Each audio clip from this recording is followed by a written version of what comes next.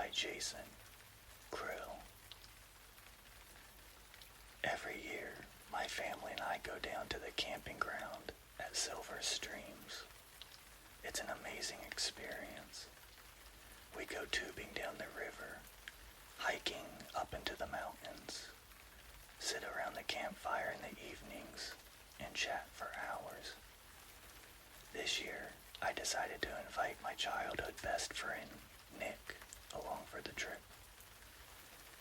He stayed at the caravan park located at the far end of the campsite. We spent the day fishing for crabs in the shallow waters, jumping off the bridge into the river, and playing pool at the game center. When nightfall arrived, we sat around the fire and shared stories. I hadn't seen Nick for months, so it felt great to catch up on each other's lives. While we talked, my grandfather made us some dinner, barbecued steak and ribs. We must have sat there for hours, but eventually, after enough drinks, we put the fire out and retired to our trailer for the night. 4 hours later, I awoke with the need to pee. So I got up, unlocked the door, and headed outside to relieve myself in the bushes. When I was done, I returned and shut the door behind me. I got back under my sheets and tried to go back to sleep. But something stopped me. I shot up and stared into the darkness. I felt my chest tighten and heard my thoughts start to race. Voices, all yelling at once. A sound. It came from the end of my bed. The sound of someone clashing their teeth together. I heard it again, this time closer, then further, then closer again. It happened at random intervals, sometimes every minute, and sometimes every 3. At first, I thought it was Nick, who was in the bed to the left of me. Maybe he was biting in his sleep. But it couldn't be, because the sound came from in front of me. It bit again. This time, it was right at the foot of my bed. I was sure of it. Was there someone else in the room? My mother and my sibling were in the room next to ours. But again, that was next to us.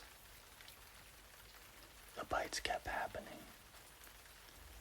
My thoughts began to panic. I couldn't move. I didn't dare. I had no idea what this was, or if it was all in my head. But no matter what, I did not move. I wanted to. I wanted to turn on the light. I wanted to assure myself that I was fine, that I was safe, that this was not real. It couldn't be real. There was no one else in here with us. All this time, while I was having these thoughts, I realized that the room had become silent. That should have settled it, right? This was never real, and I imagined the whole thing. Instead, it made me more anxious, more afraid. I didn't feel safe. Bite. My heart rate sped up violently. I felt petrified. What is it? Why is it making these noises? Am I going to die? Bite. It was close again, and I felt like screaming. I wanted to cry. I didn't care anymore. I sprang forward and flicked on the light. Nothing was there. But I didn't feel relieved. I left the light on and went back to sleep. Thankfully, Nick didn't wake up. In the morning, I asked Nick, my sibling, and my mother if they heard anything that night. They just looked at me with confusion. To this day, the experience still fills me with terror. Tonight will include an additional story, and it's titled Exit 28 is Cursed by Max421. I drove mindlessly on the I-80 East as I did every Sunday night. I tried to follow the advice of a more experienced coworker, keeping my wheels in line with the tire tracks of the car ahead of me. It was the first real snow of the year, and I, a desert rat from Arizona, had never experienced a winter quite like this. Visibility was low, but not zero, and I was choosing to spend my mental energy thinking more than watching. Thinking about everything this year has brought. Thinking about the anniversary of my father's death coming up in a few days. The memories of him haunting me like a ghost.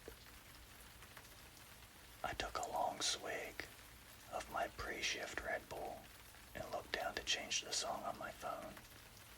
Doja Cat, Get Into It, blared in my ears suddenly.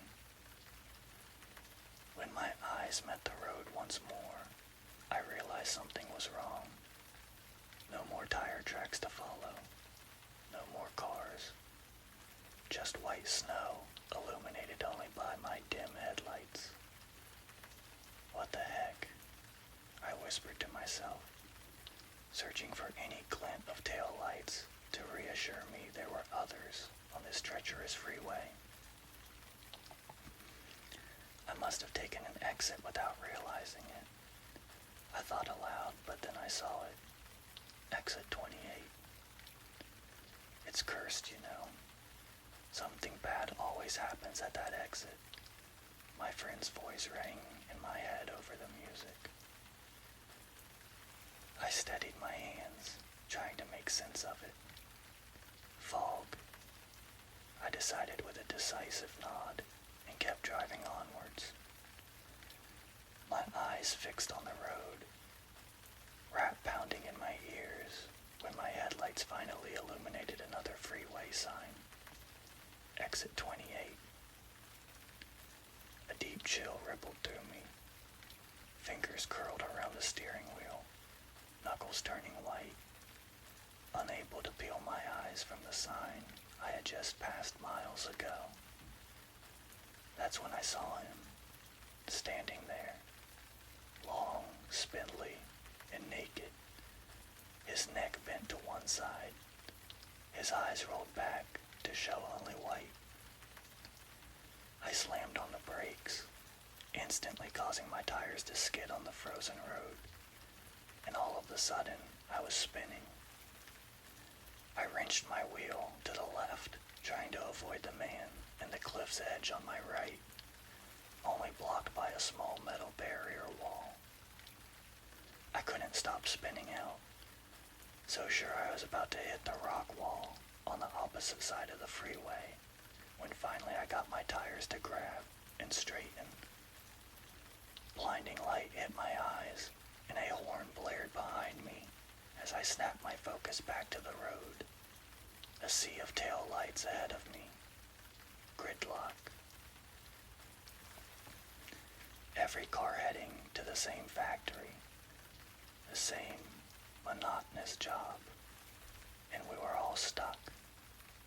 I ripped my door open to lean out and vomit. Another car honked at me, and I flipped them off before slamming the door closed and falling back against my hard and ripped seat. I took a deep breath as the traffic started to roll forward, and I started to see the edge of an exit sign, 28.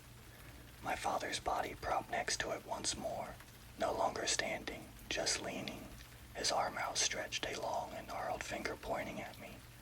None of the other drivers seemed to notice the man. The corpse,